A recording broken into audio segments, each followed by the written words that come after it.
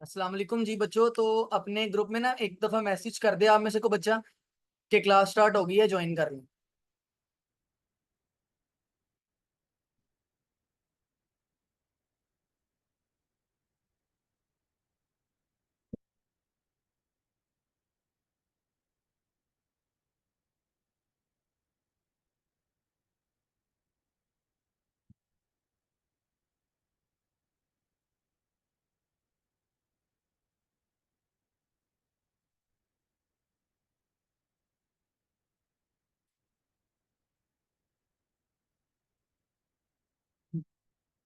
अच्छा बच्चों, तो ये आपके सामने एक डायग्राम है और डायग्राम में आपके पास बैटरी है।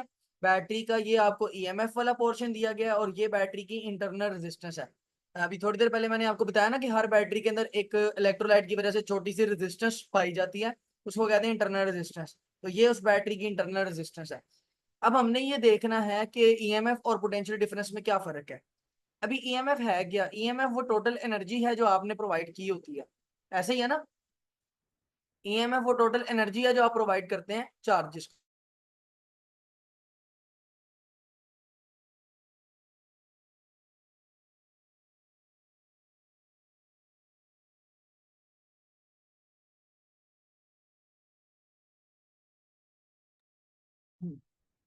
अच्छा बहरहाल जरा देखिएगा।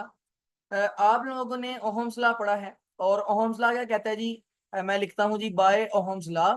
ओहम्स लॉ ने हमें ये बताया है, क्या बताया जी ओहम्स लॉ ने? ओहम्स लॉ ने हमें ये बताया है कि वोल्टेज का फार्मूला है current over resistance, V equals to I R. ये पढ़ा ना आप लोगों ने कि नहीं पढ़ा?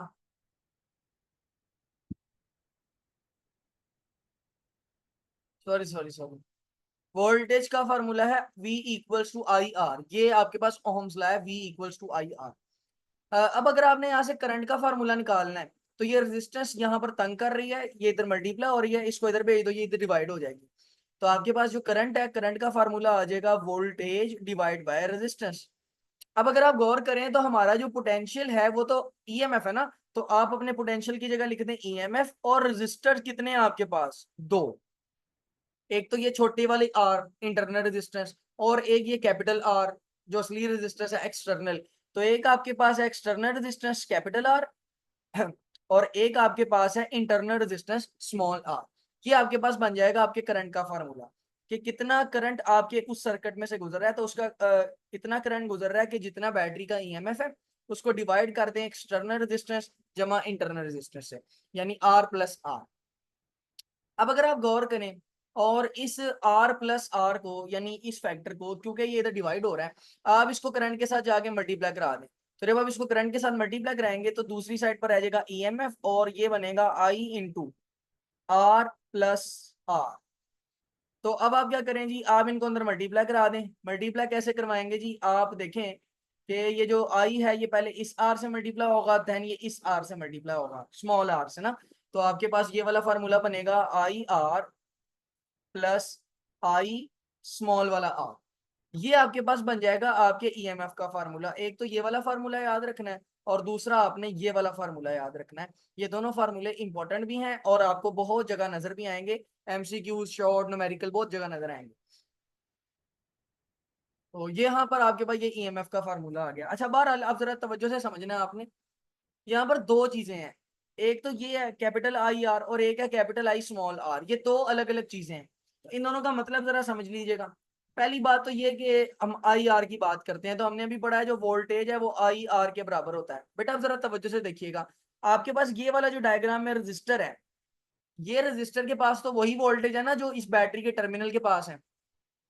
यानी ये वाले जो आपके पास वोल्टेज हैं, ये असल में आई आर किसका नाम है? वोल्टेज का नाम है ना, क्योंकि आई आर किसके बराबर होता है? वोल्टेज के बराबर होता है।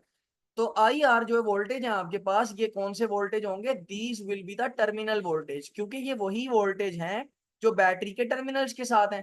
क्योंकि देखे ना, जो बैटरी है वो डायरेक्टली रजिस्टर के साथ कनेक्ट है, बीच में तो ऐसी दूसरी चीज है ही नहीं जो वोल्टेज खाए।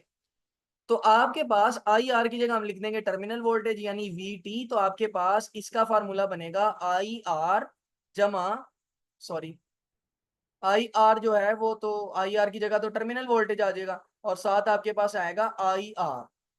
अब आई आर क्या है जी, आई आर वो वोल्टेज है जो इंटरनल रेजिस्टेंस की वजह से खर्च हुआ है, क्योंकि आई आर का मतलब तो वोल्टेज होता है और स्मॉल वाले आर तो बैटरी के अंदर होता है। तो ये वाला आई आर का क्या मतलब है, दिस आई आर का मतलब ये है कि ये वो वोल्टेज है, वोल्टेज यूज्ड इनसाइड बैटरी, ये वो वोल्टेज है जो बैटरी के अंदर इस्तेमाल हुआ है। समझ रहे हैं ना मेरी बात? तो यहां पर आप देखिएगा कि ये आपके पास वो वोल्टेज है जो बैटरी के अंदर इस्तेमाल हुआ है। अब अगर आप यहां से टर्मिनल वोल्टेज का फार्मूला निकालना चाह रहे हैं तो आई आर क्योंकि इधर प्लस का है, ईएमएफ से जाकर क्या हो जाएगा माइनस, तो आपके पास यहाँ पर जो टर्मिनल वोल्टेज है उसका फार्मूला आएगा ईएमएफ माइनस आई आर। अब ईएमएफ क्या होता है जी, ईएमएफ है आपके पास टोटल एनर्जी है ना, ईएमएफ आपकी बैटरी की टोटल एनर्जी है ना। आपने अगर वीडियो देखी थी वो याद है आपको, तो उसने आपको यही कहा था कि बैटरी के ऊपर जो रीडिंग लिखी होती है ना 120 वोल्ट 200 वोल्ट 400 वोल्ट, वो उसका ईएमएफ होता है, यानी बैटरी की टोटल एनर्जी कितनी है। तो बैटरी टोटल एनर्जी कितनी दे सकती है, वो है ई। तो यहाँ पर आपने याद रखना है ईएमएफ क्या होता है जी, ईएमएफ है ये ई। और ईएमएफ का मतलब यहाँ पर क्या है, ये बैटरी की मौजूद टोटल एनर्जी है।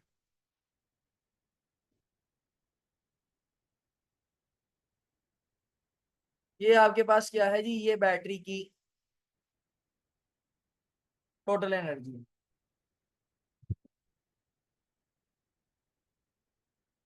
जबकि अगर मैं आई आर की बात करूं तो आई आर जो है ये वो एनर्जी है जो आपकी बैटरी के अंदर डिसिपेट हो गई है, जाया हो गई है। तो दिस इज द एनर्जी या voltage that is dissipated inside the battery, और किसकी वजह से डिसिपेट हुआ है, इंटरनल रेजिस्टेंस की वजह से, energy dissipated inside the battery.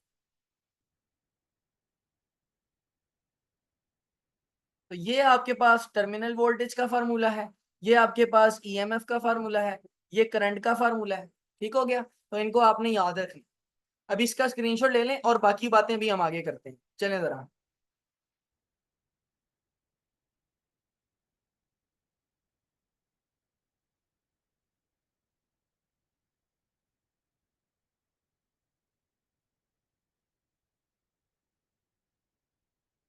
चलें चलें स्क्रीनशॉट ले लें इसका।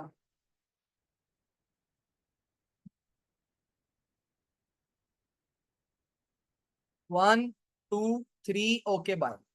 अच्छा बच्चों जरा देखना, अगर सर्किट ओपन है, ओपन सर्किट का मतलब ये होता है उसमें से कोई करंट नहीं फ्लो कर रहा। ओपन सर्किट का मतलब क्या होता है, ओपन सर्किट का मतलब ये होता है उसमें से कोई करंट नहीं फ्लो कर रहा, करंट कैसा होगा, जीरो।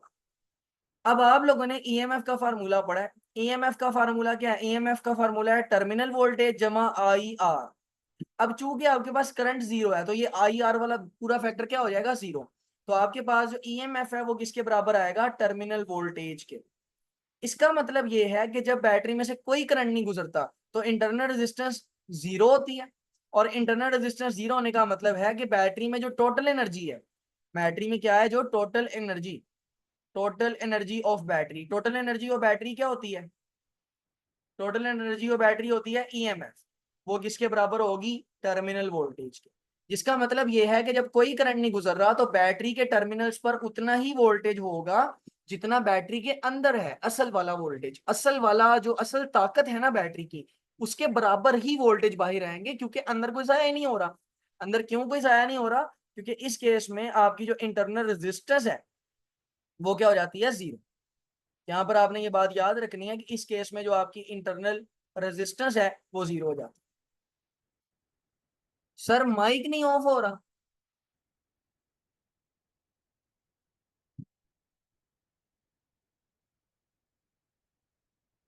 मीटिंग लेफ्ट करके दोबारा ज्वाइन करें, लेफ्ट करके ना दोबारा ज्वाइन करें। अच्छा अब अगर आप क्लोज सर्किट में आ गए तो क्लोज सर्किट में तो करंट जीरो नहीं होता ना, फ्लो करता है 2 एम्पेयर 4 एम्पेयर 8 एम्पेयर 10 एम्पेयर, तो करंट जीरो नहीं होगा। तो उस केस में आपका जो फार्मूला रहेगा वो यही रहेगा, EMF is equal to V T plus I R. इस केस में फार्मूला चेंज नहीं होने वाला, ये बात आपने याद रखी। और अगर मैं यहाँ पर टर्मिनल वोल्टेजेस की बात करूं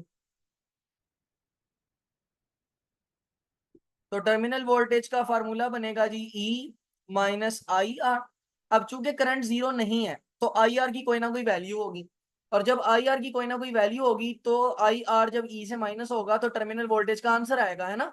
टर्मिनल वोल्टेज का आंसर कैसे आएगा, जब आप ई में से आई आर को माइनस करेंगे। अब जब आप ई में से कुछ माइनस करेंगे तो वैल्यू तो घट जाएगी ना, इसका मतलब टर्मिनल वोल्टेज की वैल्यू ईएमएफ की वैल्यू से क्या होगी, कम। यही वजह कि आपने उस वीडियो में देखा था कि जब वो बल्ब जोड़ता था तो करंट फ्लो करता था ना, क्लोज सर्किट हो जाता था। और जब क्लोज सर्किट हो जाता था तो ईएमएफ वाले वोल्टेज शो नहीं होते थे। यानी अगर बैटरी पे 12 वोल्ट लिखे हैं तो शो होते थे 11.8 वोल्ट, क्योंकि बाकी लॉस हो जाते थे। क्या लॉस हो जाते थे, lost due to internal resistance. जी बच्चे समझ आई। चलें, अगर समझ आ गई है तो वेल एंड गुड। और अब टाइम जो है ना वो बहुत ज्यादा हो गया, इसका स्क्रीनशॉट ले लें, 3 तक गिनूंगा। 1 2 3, ओके बाय।